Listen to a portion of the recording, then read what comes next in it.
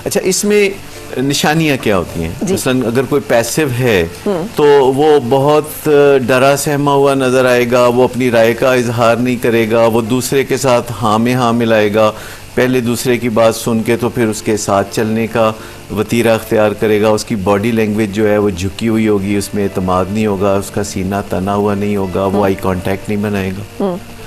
मैं बहुत सारे ऐसे पैसिव लोगों को जानती हूँ जिनके अंदर ट्रेड्स पूरी पैसिव वाली होती हैं, लेकिन उनकी आउटलुक जो है वो आंखों में आंखें डाल के बात भी करेंगे, वो कोशिश करेंगे, वो अपने आप को कहेंगे भी हम बड़ी कमाल किस्म की चीज़ है, लेकिन आप 10 मिनट उनसे बात करें तो आपको उनकी राय और उनकी बात में मुसलसल डेविएशन और मुसलसल कॉन्फ्लिक्ट जो है वो नज़र आ जाएगा। अच्छा, ऐसे लोग जो अपने बिहेवियर्स को अपनी मर्जी के सांचे में डालने की कोशिश कर रहे होते हैं तो ये कभी ना कभी फिर कामयाब भी हो जाते हैं। अगर आप अंदर से बहुत सहमे डरे हुए हैं, लेकिन अगर आप डरते डरते भी कोशिश करके अपने आप को अप टू द मार्क ला रहे हैं तो उसके जब अच्छे रिवॉर्ड सामने आएंगे तो नेचुरली कुछ अरसे के बाद वो इसे अपना एक लाइफस्टाइल बना लेंगे। सही है।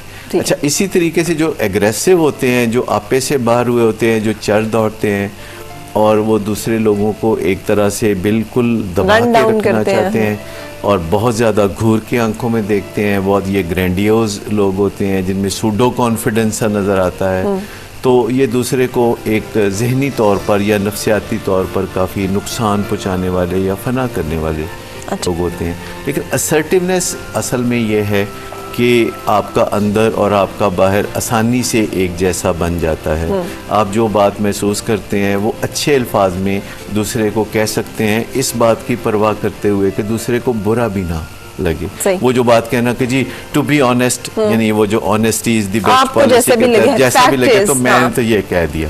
तो ये लोग एग्रेसिव लोग होते हैं जो कि किसी के जज्बात का, किसी के एहसासात का ख्याल नहीं रखते। तो ये इस तरह की जो चीज़ें करना है, ये कोई ख़वातीन इन जो सारी आपने अभी कैरेक्टरिस्टिक्स बताई हैं, हमारी ज़्यादातर ख़वातीन उसमें से किस खाने में फ़िट होती हैं?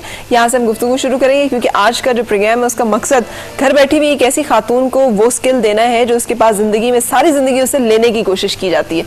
हम बच्चियों को ये बताते हैं तुम्हें अपनी मर्ज़ी नहीं, वालिदैन की मर्ज़ी, बड़ों की मर्ज़ी, जो अच्छी बात है।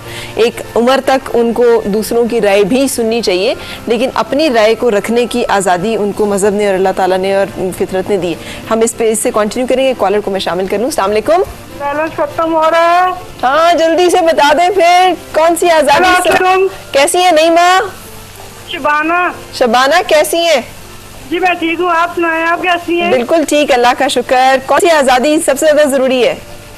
एक तो पूरे पाकिस्तान में गांव में लड़कियों की मैट्रिक से आगे जो है ना तालीम जरूरी है। बिल्कुल। और नंबर 2 मर्द का जो तशद्दुद है औरत पर, जो जाहिल मर्द है औरतों को जो मारते हैं, मार पिटाई जो है, पढ़े लिखे भी मारते हैं, पढ़े लिखे भी, और कोई लफ्जों की मार मारते हैं। हाँ जी, कोई लफ्जों की मार मारता है, कोई हाथ की मार मारता है, कोई कानून की मार मारता है, कोई अपने शरई स्टेटस की मार मारता है, मारते हैं। ये पाकिस्तान में बहुत ज्यादा जरूरी है, इसकी आज़ादी होनी चाहिए, इससे आज़ादी होनी चाहिए। जबरदस्त शबाना, अब तो बैलेंस खत्म होने का नहीं टेंशन ना, आप कॉल कर लिया, अपना नंबर आप नोट करा दो और साथ रहो, ठीक है? ये जो आप कह रही हो ना आज़ादी होनी चाहिए, कोशिश करें जो बातें हम कर रहे हैं या आप या और सब लोग सुने और इसमें से जो मस्बत पैगाम आते हैं उनको लेके अपनी ज़िंदगी में अप्लाई करें। आज़ादी हासिल करना, आज़ादी कोई दे नहीं देता ऐसे करके कि आपकी आज़ादी है ये आप ले लें, आज़ादी को हमेशा हासिल करना पड़ता है।